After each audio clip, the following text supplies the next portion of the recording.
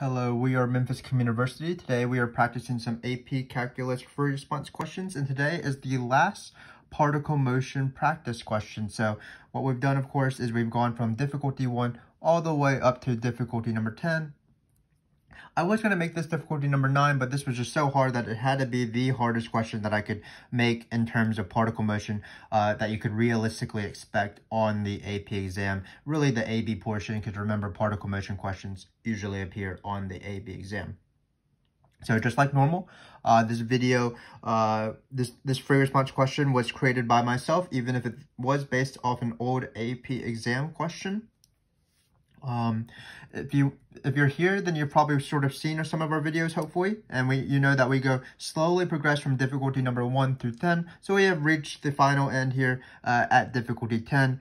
Why is this so much harder than all the other questions? Well, it's non-calculator, and we have a pretty difficult function that we'll have to deal with when we start taking integrals and derivatives of this function by hand, because we are without the use of a calculator. So keep in mind that the particle motion rules, again, they're not going to change. They're going to be as easy, but we're just not going to be able to type it in a calculator to find derivatives or type it in a calculator to find integrals. And we are not going to be able to, it's not going to be the easiest thing to take these integrals. As you'll see, there are going to be some pretty tricky questions towards the end. So be wary of that. But if you're here, that means that you are brave and you are willing to go. And let's just get on to it. So this first question says, is the speed of the particle increasing or decreasing at t equals 2? So what you need to do is you need to justify what speed increasing is. Remember, speed increasing is the same thing as speeding up and slowing down. Speeding up is when velocity and acceleration have the same signs. And acceleration is when velocity and acceleration have different signs. So we are given velocity. So let's write that down. Just keep in mind that we didn't really talk about the givens, but in these givens, you're given velocity and you're given some initial position here at time equals 2.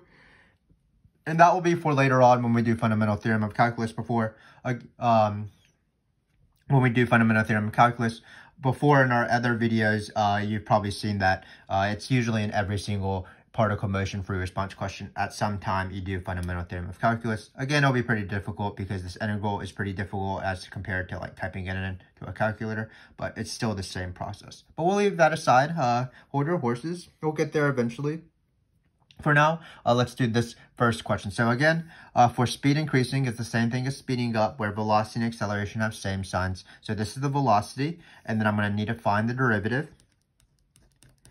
So keep in mind for the derivative, e is like a constant. So actually the derivative of e is 0, like the derivative of 3 is 0, for example. So it looks like we're going to get 0 here. And then I'm going to have to do product rule now because I have something times something. Just be wary of this negative. That's probably the thing that people would have the most trouble with. We're just going to attach this negative to the t so that we remember to distribute it to both sides of the product rule. So let's take this. The first derivative is minus 1, so it'll be minus 1 times e to the t squared. I feel like I don't need to write minus 1, but this is the first half of the product rule. And then we're going to keep the same. So notice we do have negatives for both spots. And then finally, we do have to take the derivative of e to the t squared. Well, that's going to require the chain rule, of course. That's e t squared times 2t. So this 2t is because of the chain rule. But if you're watching this video and you have reached the level of difficulty number 10, I'm sure that you have a lot of practice with the chain rule. But it's still good to take derivatives every once in a while just to sharpen our skills. So now that we have both the velocity and the acceleration, all we need to do is plug in 2 here, and then we're going to see whether the velocity and acceleration have same signs or different signs. So when we plug in v of 2 in this one, it looks like we get e minus 2e to the 4th, because 2 squared is the 4th. And then on this one, we get a of 2. It's going to be kind of weird, so just be careful. It's going to be minus e to the 4th minus, what's 2 times 2 times 2, because there's 2 t's here, and they're both 2. So that's going to be 8 e to the 4th. I believe that's minus 9e to the 4th. So hopefully you can determine, because again, we don't have a calculator, what are the signs of these two numbers? Well, e to the 4th is going to be certainly bigger than e because e to the fourth is like 2.7. So 2.7 to the fourth is 2.7 times 2.7 times 2.7 times 2.7 times another 2. That's the approximate value. That's definitely going to be a bigger number. So when you subtract that off from e, I don't actually care what it is. I just know that it's negative, certainly. And same thing here. Just keep in mind e to the fourth is positive because it's like 2.7 to the fourth. Times 9, that would stay positive, so this negative in front will dictate whether this is negative. So here we have two things that are negative. That means that we are done with this question because we are ready. We have done all the work. Velocity and acceleration both being negative means that this particle is slowing down, or the speed of the particle is decreasing. So let's write our justification and let's move on. So the speed of the particle is decreasing at t equals 2 because velocity, we can just write v of 2 and a of 2 are both negative.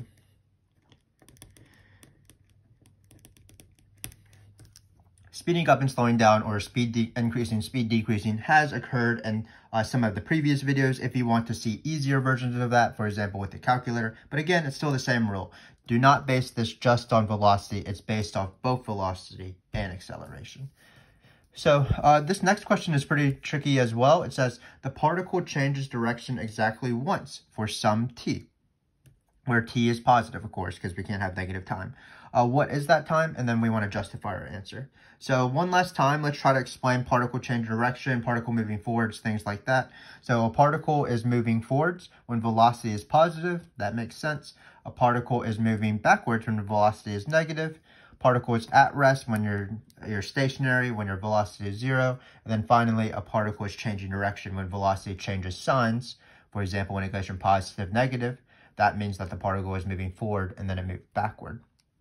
Same thing if the velocity goes from negative to positive, that means that the particle is moving left and then right. So what we need to do is we need to draw a sign chart of this graph of this velocity. Let me rewrite it for you to remind you of it.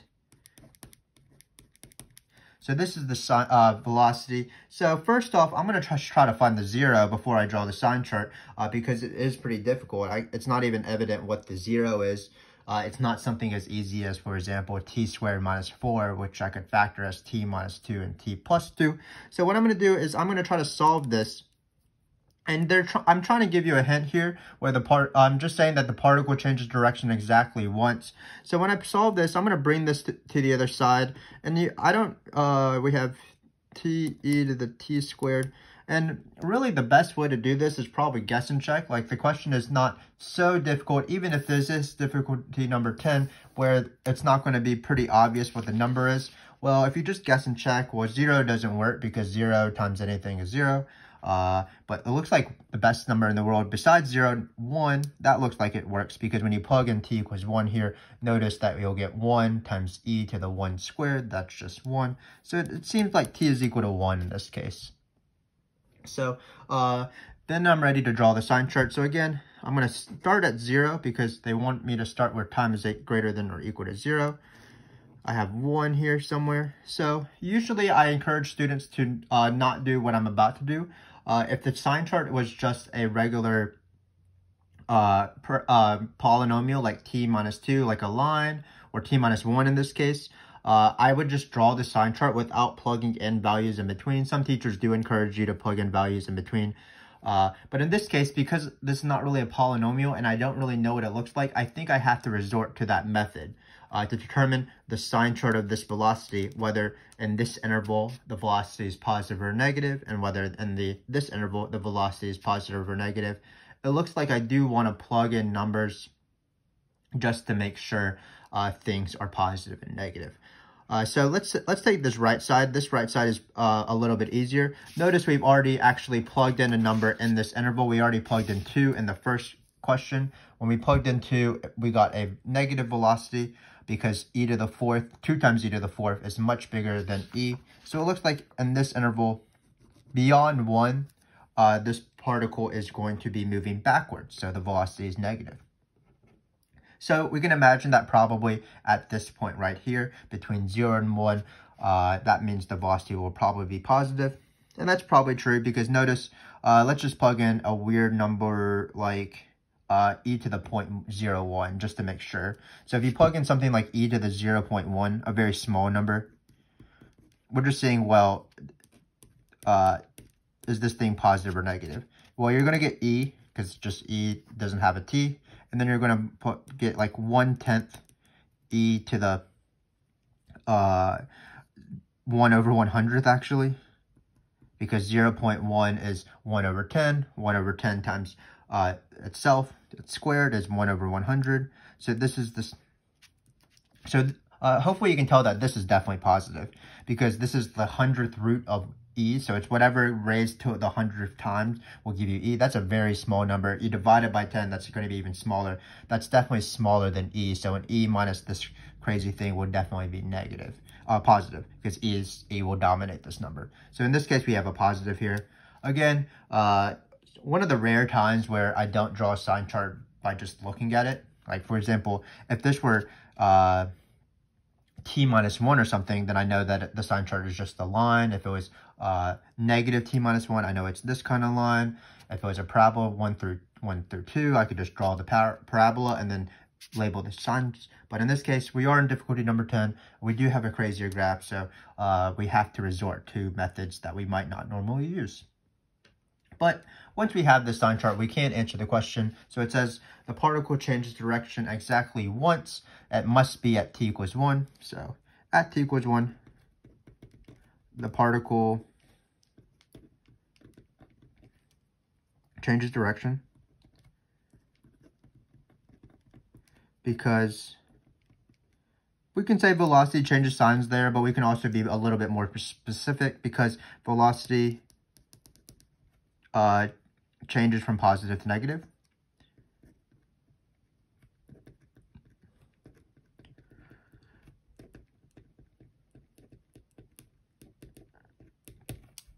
And that is the answer to that one. Just a reminder, so from 0 to 1, the velocity is positive. That means that's when the particle is moving forwards. From 1 to infinity, all the way to 1 to infinity, that's when the velocity is negative, so the particle is moving to the left or backwards. At 1, it will be 0. T equals 1 makes this velocity 0. So it's at rest, but also because it goes from positive to negative, that's also the same thing as when the particle changes direction, which is this question. So far, not too bad. Even if this is difficulty number 10, we had really standard questions. We've seen these questions in the past. Please watch our videos if you want sort of actually more standard questions. Difficulty 10 is difficulty 10 for a reason. It's just basically one of the hardest variants of the particle motion free response question. But if you're not ready to do these questions, don't feel bad. It's more important to study the earlier difficulties, like difficulty 4 through 6, basically, so that you have a better idea of how the rules work. And once you establish the rules, you're probably fine on the AP exam. This difficulty 10 is so hard that you can get away with not knowing exactly how to do all these questions, especially the back page, as we'll see. Here, we're really just having fun. Particle motion is a source of fun, in my opinion. I am kind of weird, but this is sort of just a challenge for you guys, those that are ready for difficulty number 10. And I imagine that all of you, if you practice up to this level, you will eventually arrive at this level. But for now, we are going to do the back. And the back is going to be harder because we're going to have to do integrals. So let's rewrite our information that we have so we don't need to keep turning back and forth. So we have v is t minus e to the t squared.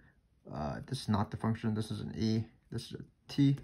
So this was the velocity from the beginning. And then we have the fact that at time is equal to 2, the position is 5. Let's write that down. Position is 5. So just be wary that this is how you do fundamental theorem of calculus. Remember that this is, if you want to consider this as a point, this is the first coordinate is 2. And it's weirdly that the second coordinate, x is being 5, the position being 5, that's actually the second coordinate. Because in this case, t is really like the x's, it's the independent variable. X is actually serves the purpose of y, it's the dependent variable. You plug in times to find positions. So if you wanted to write this as a point, you would write it as 2, 5. But why are we doing this? Well, we have to answer, is the particle moving closer or away from the origin? So we have the origin basically right here. And the word initially means, refers to time being equal to 0. Yes, so time being equal to 0. That's the word initially. So they say initially, what is the velocity of the particle? You would just plug in 0 into the function. And what's going to happen is we first need to find the position of the particle. We have the position at the particle at 2, but we need to know what the initial position at 0 is. Once we have that, we will be able to know where it is on this number line. And then when we find velocity, we'll know which direction it's going to. So similar to speeding up, slowing down, which requires two functions, v and a, moving closer or away from the origin requires s and v. So we ultimately want to find s of 0, the position at 0, and the velocity of 0. So we have to do that. Unfortunately, to find the position, that's when the fundamental theorem of calculus appears, because we are given something about the derivative, and we have an initial condition, and we want to find the position at another time, in this case, 0. This is how fundamental theorem of calculus questions are presented on the AP exam, and maybe on every single calculus exam in the world. You're given something about the derivative, you're given an initial condition. So for example, once you're done with these, you can start watching our graph free response questions, where we go from difficulty number 1 through 10. And in those questions, we are given information about f prime, because we are given a graph of f prime, and then we're given an initial point like f of 2 equals 7. And then the question is something like f of 3. So you set up the fundamental theorem of calculus, which we're about to do, in the same way. But instead of finding the integral using antiderivatives, you use the area under the curve. So check that out if you want to after you're done with these particle motion questions. So let's set up the fundamental theorem of calculus in this question. So we want to find s of 0. And then how I like to do it is I'm going to place 5 here, because this is s of 2. I'm going to be careful where I plug in things. If you brought this 5 over and did fundamental theorem of calculus, the top number is the left number and the bottom number is the right number. So that's why I always have my given number is underneath as 2. My top number is the time I want, which is 0. And then I have velocity. Great. So it's always the given time, the want time, and then the given position value. So just be careful. It is true that 0 is above 2 and 0 is a smaller number, but that's fine in this case, because we're just going to take the antiderivative. And as we take the antiderivative, it will naturally sort itself out. This is the same thing as if you were using a calculator, for example. The only time you really have to flip the integral, which negates the integral, is in those graph free response questions that I referred to, where if you wanted to find the integral using the area under an f prime graph, you do have to flip the integral and negate it. But in this case, we don't have to, so let's not worry about it. Let's just try to take this antiderivative, because it will take a little bit of time, and it will probably be the most important part for the rest of this free response question. So I'm going to rewrite the integral with the velocity as given, and then on the side, when we take this integral, we're going to have to do the integral of this thing and this thing. This one is more complicated, so I'm just going to take the integral on the side so we don't get confused about it. So let's take the integral of it on the side. So this is the integral of t e to the t squared. Well, if you're in BC, you might know that sometimes products are parts, and that would be the case if you covered up this squared. This would be a parts integral now, but this is an AB question, so this is actually u subs. And how do I know the difference between u subs and parts? Well, this t squared, its derivative is pretty similar to t, so that's going to be our u in this case. So let me do this u sub for you. So we have u is equal to t squared. We have du is equal to 2t dt, because we take the derivative. And then we're going to change this integral. So what I like to do is I like to change all my t's in this case to u's in 2 different steps. I'm first going to substitute in my u, so I had the e to the u. That's why I chose t squared as e to the u, so that I get e to the u. Then what I do is I look at what variables of t that I have left. That's t and dt. if you chose the right u, you should be able to find it in this second step. So this is what I mean by substituting in one line at a time. I first substitute in the u, I look for what else is left, and then I substitute in that.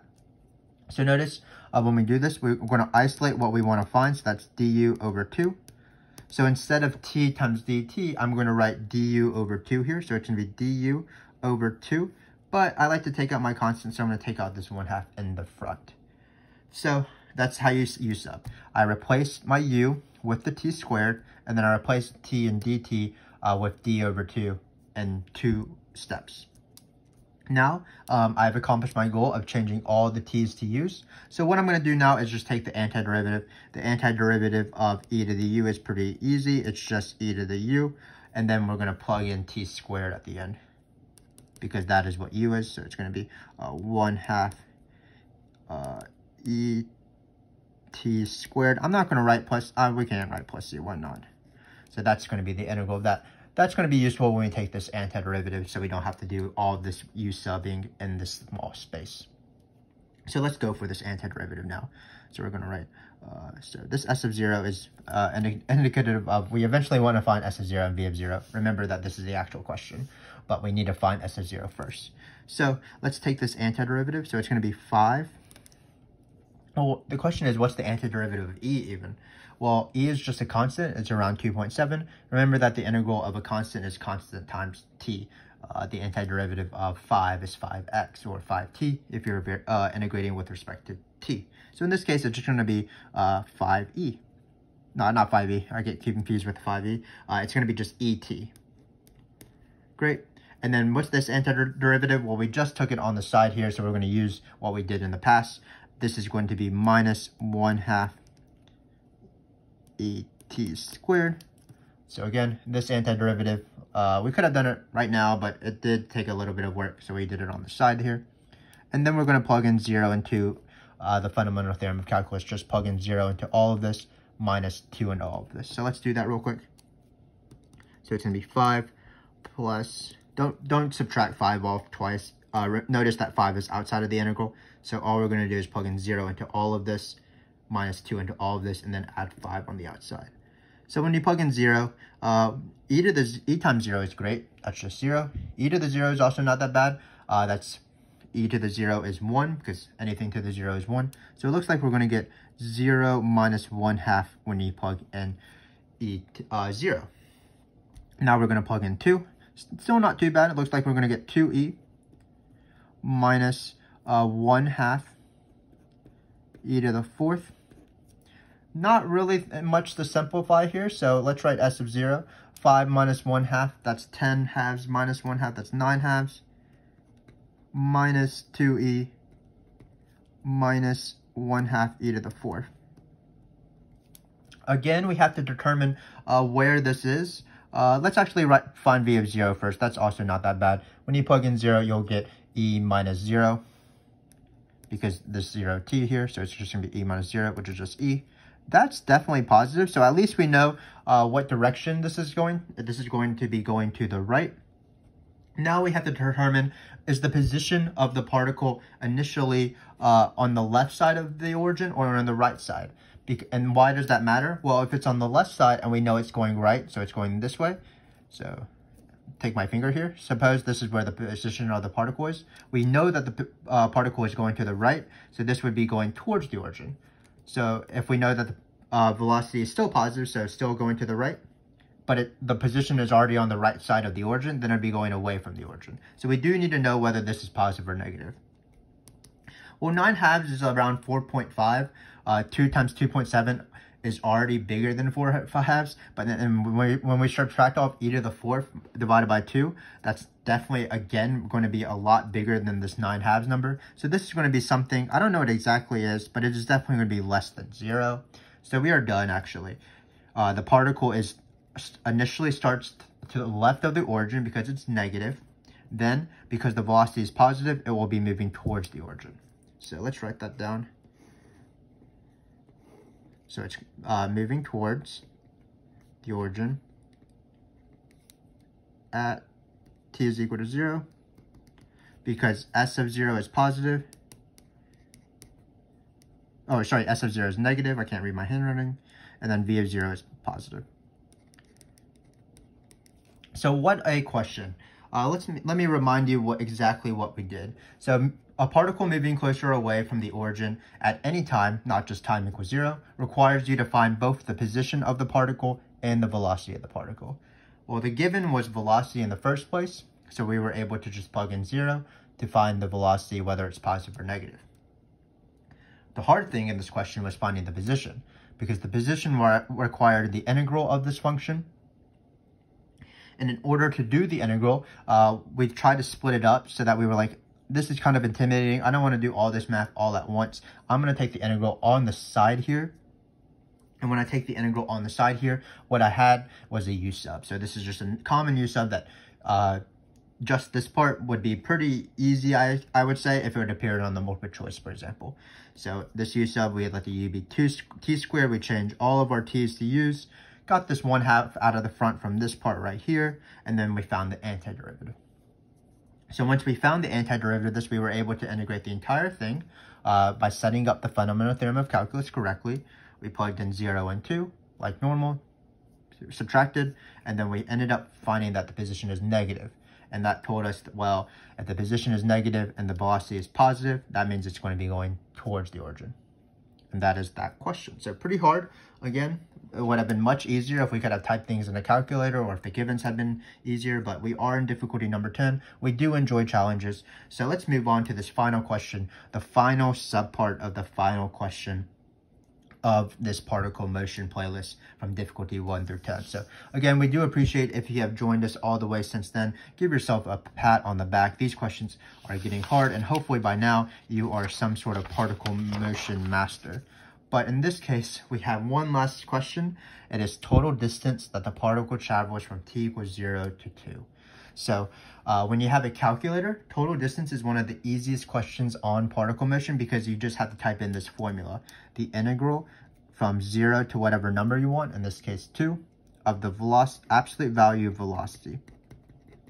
Let me remind you, even if you are a particle motion master, that if you cover this up, this is the speed of the speed of the particle, because the speed of the particle is the absolute value of velocity. So when you take this integral, you end up getting total distance. Total distance is the integral of speed. The integral of just plain velocity is total displacement. So if this were a calculator question, all we would have to do is plug in this little sucker right here into a calculator with absolute value on the inside of the integral, and we would be done. But unfortunately, this is not calculator, so we have to actually do this pretty intimidating integral. It's not going to be too bad. Don't be scared, because we actually have taken the integral of something that's similar to this, but what's sort of tripping me up right now is this absolute value. So if you want, you can watch our videos on basic integrals, and I believe that there are some questions that involve absolute value, but if you're not willing to, that's perfectly fine. Let me just tell you how to do the integral of absolute value questions. What it is you don't want to you want to picture absolute value as a piecewise function. So remember that our sign chart of velocity from the very beginning was this easy sign chart, positive, crossed at 1, and then was negative. Sorry, that's not negative, that's 0, so negative. So remember that absolute value is inherently a piecewise function. It's the v, where on the v side, that's just the identity function, and on the left side, it's the negative of the identity function. So for example, if we are able to break this up, and where should we break it up? We're going to break it up at 1. We're not doing this because 1's in between 0 and 2 exactly, the average of 0 and 2. We're breaking it up at 1 because that's where velocity changes sign. So let's break it up at 1 first. So what we're going to do is we're going to write 0 to 1 of this thing right here, and then we're going to go from 1 to 2. So we're breaking it up into 2 separate integrals. We'll take the integrals separately, and then we will find our answer in the end. Shouldn't be too bad because we know the antiderivative of it already. So how do you break it up? Well, again, in this interval, absolute value doesn't really do anything because it's positive. This is the positive part of the absolute value. So for example, if you have 7 and you take the absolute value of 7, the absolute value really doesn't do anything because 7 is already positive. So in this interval, the absolute value bars do nothing. This is the great reason why we're splitting it up in two different pieces, because we can tackle absolute value in different ways. And on the positive side, absolute value really doesn't do anything. So I'm just going to rewrite this function as is. So that's what that function is. So the harder side, of course, is the negative side. But it's still not that bad. On the negative side, an absolute value, well, the absolute value of -7 is -7. It's 7. So remember that when you have the v, this is the line y is equal to minus x when you do absolute value. So if you want to get rid of the absolute value on this right side, what you do is you just take this function right here, and instead of writing just getting rid of it arbitrarily, we're just going to write a minus in front. And this is how you set up absolute value integrals. You split it up where the pieces split up. So where the velocity or whatever you're taking the absolute value of changes signs, goes from positive to negative or negative to positive. And then once you've done that, you are now picturing absolute value as two different pieces. On anything that's positive, you can just get rid of the absolute value bars, because the absolute value bars have nothing to do, have no effect on positive things. If you have something that's negative, for example, this second piece, well, what does absolute value do? It negates negative numbers to make them positive. So it negates this interval to make it positive. So hopefully that makes sense in terms of how to do absolute value questions, the integral of absolute value questions by hand, where you split it up into two separate integrals. Really, you're doing this anytime you see the absolute value on the AP exam. So I do a very similar thing if I have the absolute value of the limit of absolute value or the derivative of absolute value.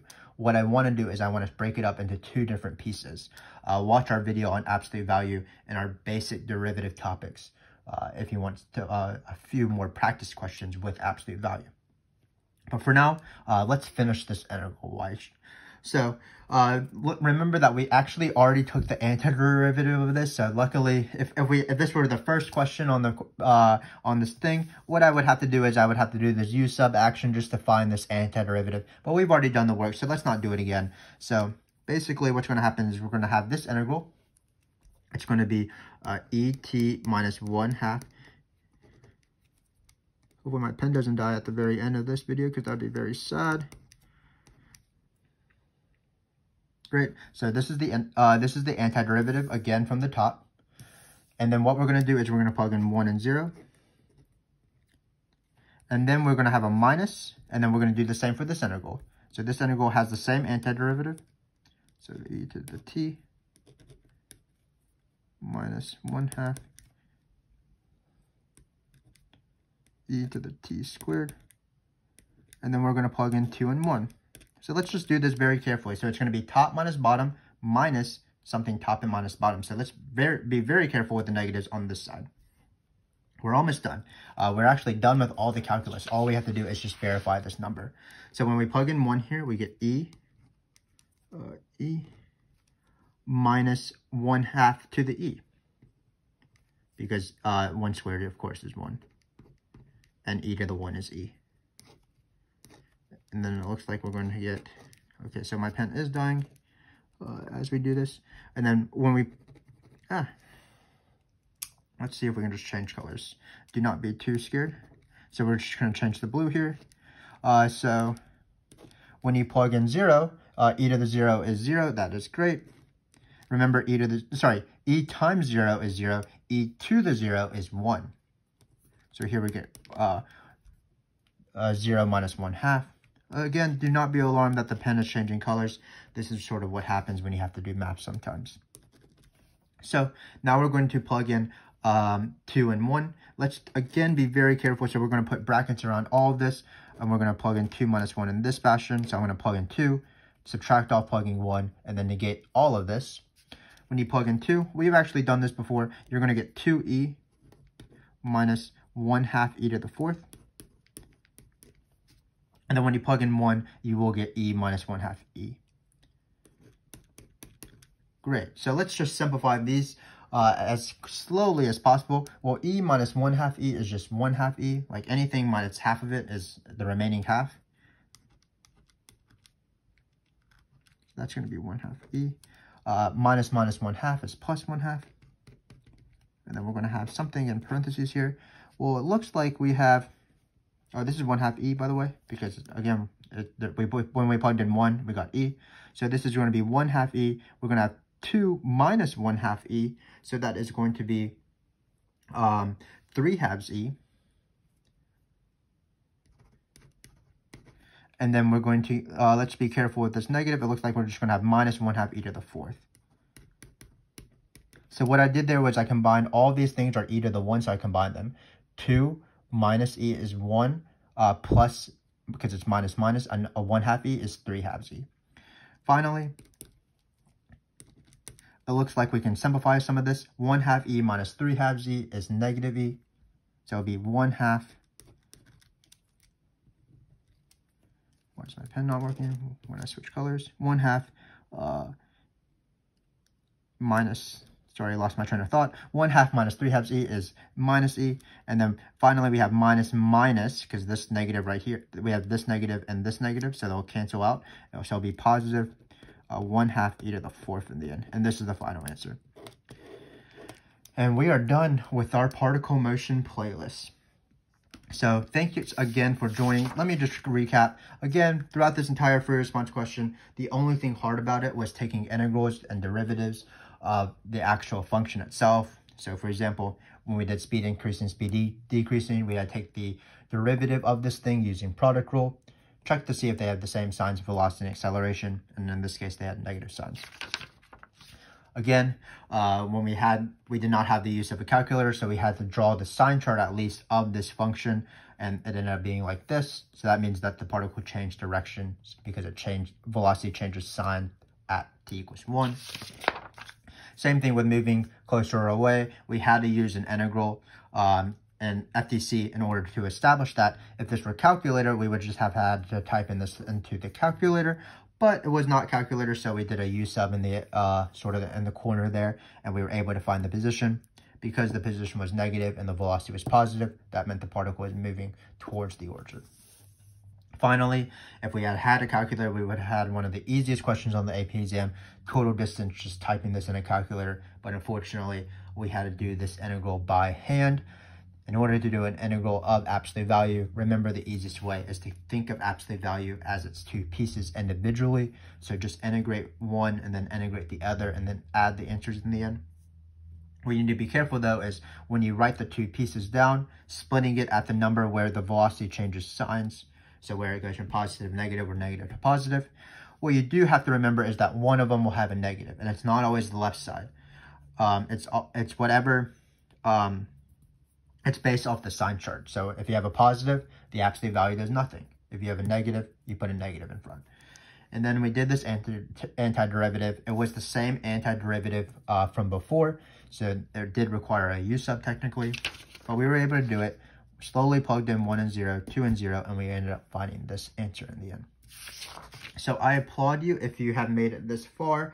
We do appreciate your support on this channel. Give us a like and subscribe if this was useful. This has been difficulty number 10 out of 10. So if you've watched all of our videos from difficulty 1 through 10, I am sure that you are just a particle motion master. So thanks for watching Particle Motion Master. We will see you hopefully in a later video series. Thank you very much.